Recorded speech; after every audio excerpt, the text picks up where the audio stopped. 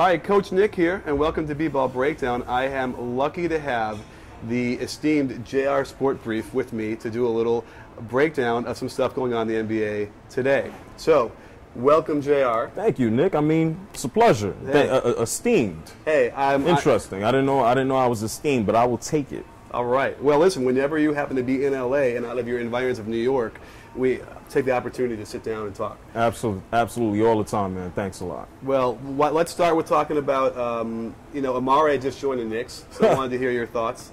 He's back with a bad back, and hopefully he can get up and dunk a basketball. If he's healthy, it's just a matter of how him and Carmelo Anthony play together. But at the end of the day, really, I don't see, even as a Knicks fan, not for this year, I don't see anything big coming down the pipe, you know. How does he look? I haven't even really seen the games he's been back. He played against the Hawks this past Sunday. He did pretty damn good. I think him and Carmelo combined for about 61 points. And he was playing like he didn't have a bad back. But anybody who's had a bad back knows that you can wake up one morning and have another bad back. So. Well, do you think they're going to play to take the 7th spot and play the Heat, or are they going to try and fall back down and play the Bulls? I don't think at this point they care. I think it's a reality that they're not going to play the Pacers. So I think it's either pick your poison. I think the New York Knicks, if I was the New York Knicks, I would want to go at the Miami Heat. Because I think the Bulls, if Derrick Rose is playing, I find them to be a much more complete team and find them to be deep. And the New York Knicks, their bench, they're only deep if J.R. Smith and Steve Novak are getting shots. And, you know, hey, you win by the 3, you die by the 3. That is right. And I'm wondering, because I feel like Philly is talking about they want to keep that 8th spot. They want to play the Bulls for some reason. Well, they're done. It doesn't matter. Listen, what's up, 76er fans? It doesn't matter what happens. You guys know Sixers are done. All right. Listen, I like what Doug Collins is doing over there. I don't think the players like him. You know, it's weird. They liked him, and all of a sudden one day goes by, and now he's on the way out. You know what? The problem with the Sixers is they have too many players who do the same thing. And when you have that, you know, in my opinion, Lou Williams should always be the finisher. But Evan Turner, what's up, Evan?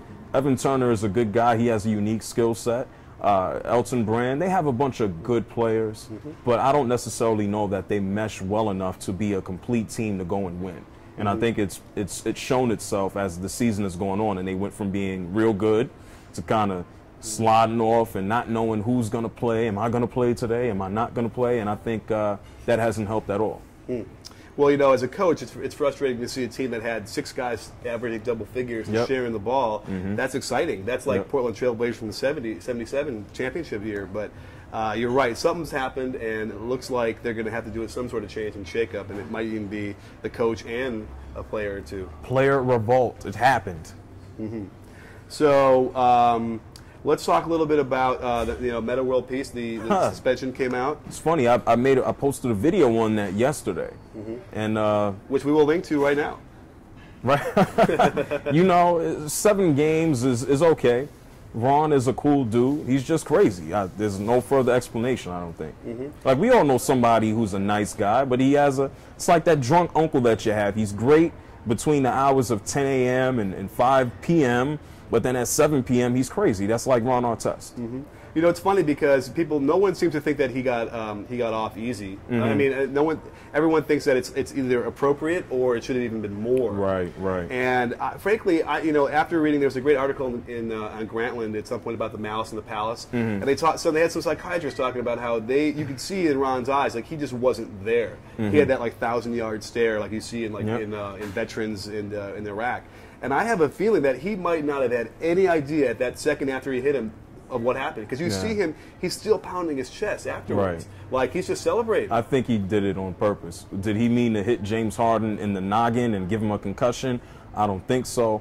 But the fact of that James Harden's hand, he was in contact with Ron. The fact that he threw that elbow, Ron had enough time to not swing it. Whether he thought he was going to get him in the chest or just kind of move him out the way. Right. You know, I mean, those guys throw elbows all the time, whether it's in the post or running up and down the court. I don't think he meant to crack him in the head. Did he mean to move him and kind of let him know, yeah, man, I'm here, I dunked the ball? Yes. Yeah. Did he mean to kill him? No, I don't think so. And I almost feel like, because I don't think until he saw the replay, he probably didn't even really appreciate exactly what he did. So, you know, because I know I'll be running down the court, and you run into a guy, and you kind of maybe push him out of the way a little bit. Yeah. Yeah, but he was like Braveheart, crazy man. Yeah, he lost it in the midst of battle. Ron Artest needs a hug. He probably got one. Do you think that it was the suspension was long enough? I think it made sense. 7 games sounds like decent enough for me. I saw in a few places Ron Artest, someone said should be suspended for however long James Harden is out. I like that. I think 7 games is enough. I had a kid who especially given history.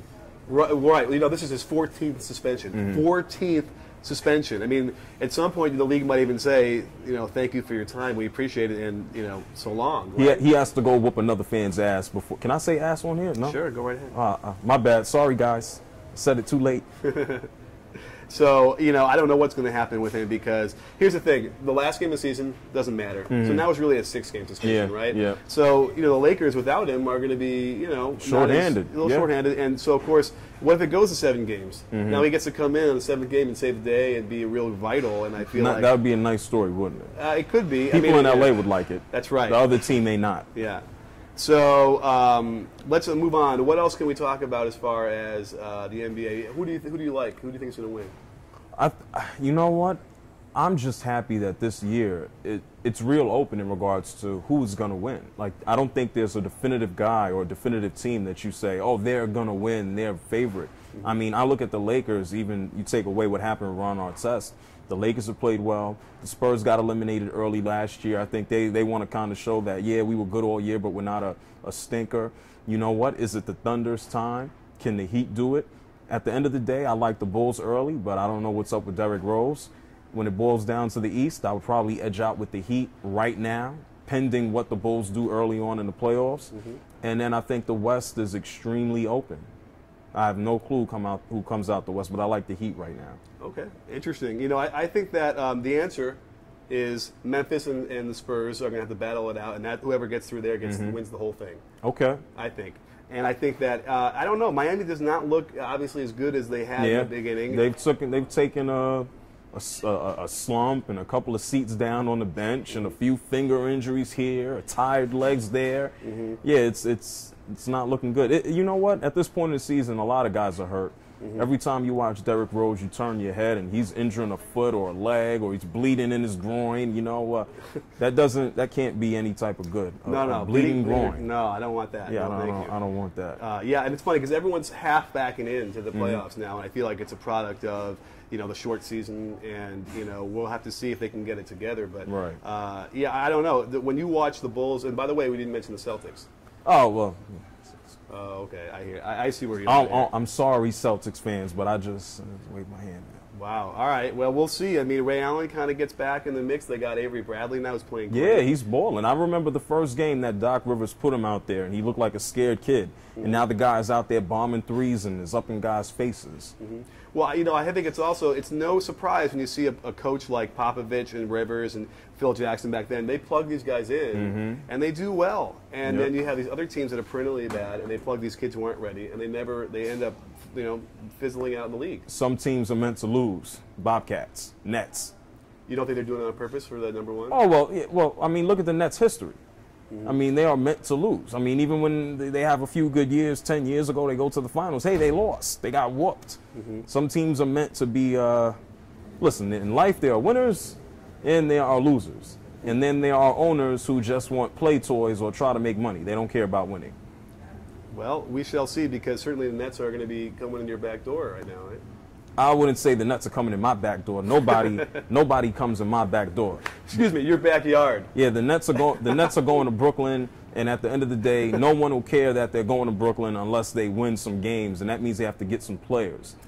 And have you seen the new digs? I'm supposed to go on a tour of it real soon, and I just, you know, hopefully when I go, it's not like a future funeral ground. You know, because if the Nets don't get any players when they move into that arena, it's going to be a real dire situation. I actually am a little worried about that. Am I crazy to think that they're building it over where Ebbets Field used to be? Is that wrong? It's downtown. I can't think of off the top of my head where Ebbets used to be. All right. But it's right in downtown Brooklyn, right over the bridge, Brooklyn Bridge. All right. Well, hey, it sounds nice. It's a beautiful arena. It takes up a lot of space. I just hope that they have some warm bodies who want to be there, that pay to go. Right. I doubt it, though. Right. Well, we'll see. Well, I think we got a lot of stuff covered here, and again, I want to thank you, everybody out there, sports fans. You got to check out JR's site because he's got a really great stuff going on all sports, not just basketball. So, JR, my man Nick, anytime, appreciate it, man. When you come to New York, you got to be on the Sport Brief. Hey, I'm there for you anytime you want. Because don't forget, at B-Ball Breakdown, it's not a channel, it's a conversation. You in? I'm always in.